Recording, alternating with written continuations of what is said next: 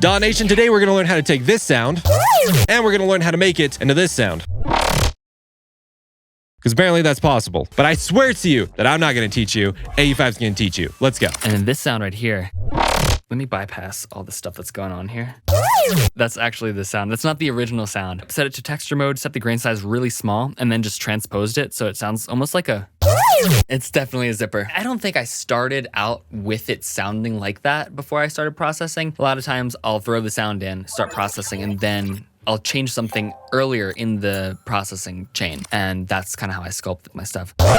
So this is Corpus, and I'm doing some interesting things here. I am automating the decay, and I'm also automating the tuning. And it's, if I bypass the detuning and just set it to the root note,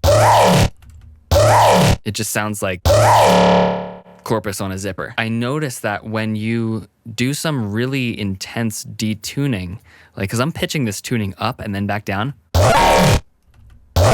it actually changes the resonance.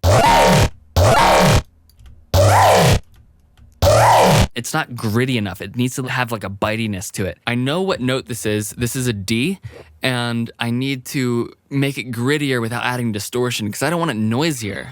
I just want it to have more phase coherency in a way. I found a chart that told me what the note D is in hertz. And if you set the frequency shifter to ring, that's the ring modulator mode, which is really just amplitude modulation at 50% wet dry. I'm amplitude modulating this sound halfway. So as you can see, the mix halfway through the sound goes up to about 50%. And then I also add a little bit of drive to it. So it may go from this to this.